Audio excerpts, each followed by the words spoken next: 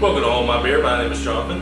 And I'm Jeff. You may know him from our CBS video. We gave him a special shout out. He's allowing us to use his equipment for our videos. Brian sadly couldn't make it, but that's the style of the show. Today on our show, we're going to be touching on the subject of the Resilient Butte Strong IPA. Last month, California was hit by a series of wildfires, one of which was the most destructive in California history, burning over 153,000 acres, killing at least 85 people, and burning over 13,000 homes. Sierra Nevada Brewing, which is based in Chico, California, had many employees that were directly affected by this fire. Because Sierra Nevada Brewing was directly affected by the Camp Fire, they chose to contribute to the relief effort by starting the Sierra Nevada Campfire Relief Fund. They initially seeded this fund with $100,000 and chose to further contribute to this fund by brewing a particular beer and donating all the proceeds from the sales of this beer to that fund. With this particular recipe, they've invited all the craft breweries to brew the beer, which was a tall order. Essentially said that if you brew this beer, 100% of the proceeds from these beers are going to go into the relief fund for long-term restoration. The 1,400 breweries responded, yes, we will brew this beer. As well, there are other breweries that are brewing their own beer in addition to or as their own. This beer is called Resilience, in which that name comes from Schilling Brewing in Littleton, New Hampshire. And Sierra Nevada reached out to them to ask permission if they could use the name, and Schilling responded, sure, you want to brew with us? Yes, let's brew the beer. So brewers started to brew this beer around November 27th, and they are now starting to come out. We unfortunately do not have the Sierra Nevada iteration of it. They are just now starting to distribute to it. We may get it this week, maybe next week, maybe next year. Mostly in the United States. There was one brewing in United Kingdom, Ambridge Brewing. So an interesting takeaway from 1,400 different breweries brewing the same recipe for a beer is that there are slight nuances between the different beers, even in just these three alone.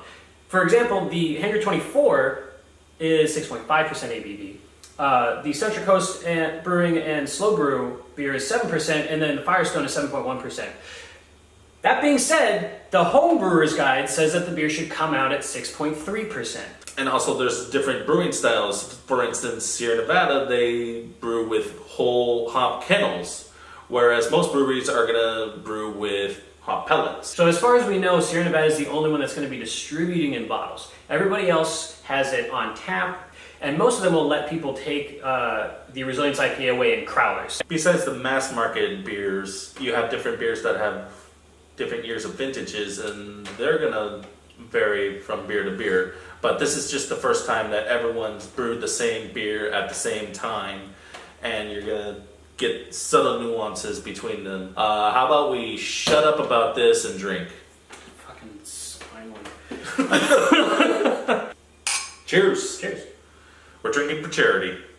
Now that would not be considered a hazy, even though we can't see right through it. I think hazies use a special kind of yeast too. Okay, so it's not necessarily the quality of it being... Okay. No, so yeah, it's not the specular quality of it or whatever that makes it hazy. Okay. Another aspect of hazy is that they tend to be like an orange juice IPA. So it's like a lot of orange juice, and the hops are like hidden under that orange juice sweetness. So I'm not getting that with this, I'm just getting sort of a standard IPA. Mm-hmm. And considering that Sierra Nevada is on the West Coast, not the East Coast, it's probably closer to a West Coast IPA. But like what you were saying, how everybody has different, and this is the first time they're all brewing this beer, the first time everyone's brewing this beer. Everybody has their own nuances to their own brewing process. Probably not going to get the clearest, most perfectly beautiful beers from this product. I was more remarking on just the cloudiness of it. I get kind of like a vegetative vibe from it. Yeah, I'm getting some like vegetable sort of stuff. The first time that I had this beer straight from the brewery, I got a more earthy tone to it. Now it's kind of just translating into vegetative. There's definitely hops. I'm definitely tasting and smelling a bit of the hops, but there's also some pretty clear, crisp bitterness. If you looked on my Untappd, I gave it a little bit higher praise just because they're brewing it for charity. Before I tasted any of these beers, my fear was, oh, it's just for charity. We're just gonna do some standard beer. They'll sell. People will buy it. We'll phone it's for it charity. in. Yeah.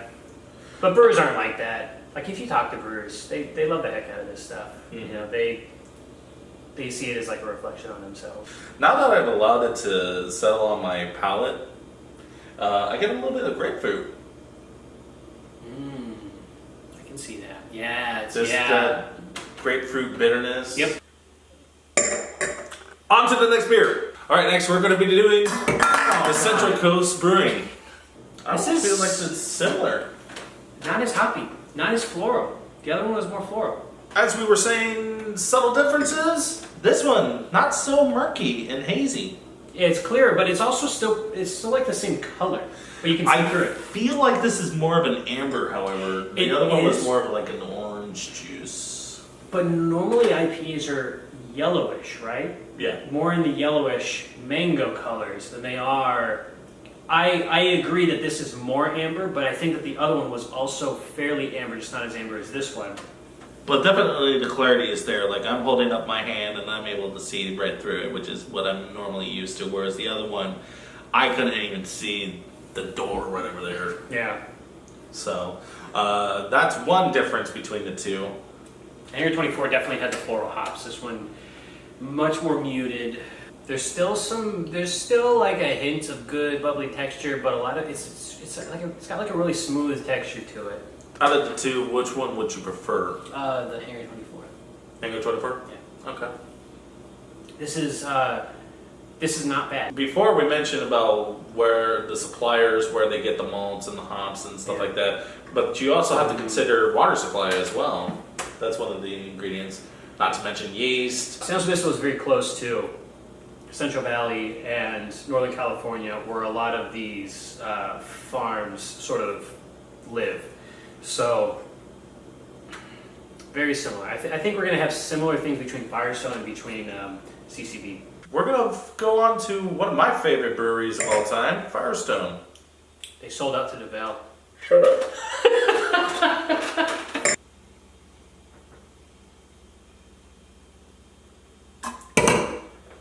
I'm getting, on the note about ambers, Yeah.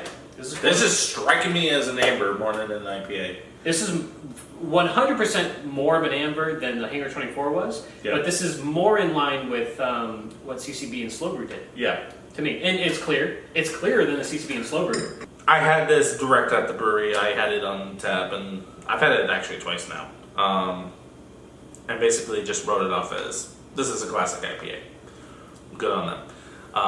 But now I'm getting more amber qualities. This is clearer, more crisp, more refined than CCB's. Like, even if you just look at the color, but what this has is clarity. But sort of what I see is also what I'm tasting. This clarity in the beer itself is also what I'm tasting. It has a jewel-like quality to, like, look at this light, like, casting onto your hand. I'm getting that in the flavor as well. It's just very clean. It's not that it's smooth, but it's very clean. This is great. Other beers that call themselves IPAs don't taste like this. I've had a lot of IPAs, and I'm sure I could find an example of one that tasted similar to this, but Firestone did this good. Firestone did what CCB was trying to do better. As I said, Firestone is one of my favorite breweries. I'd honestly say second favorite brewery. And I love their IPAs. You get a bunch of interesting beers that are, in my opinion, very characteristic to the brewery. This is a very Firestone Resilience IPA.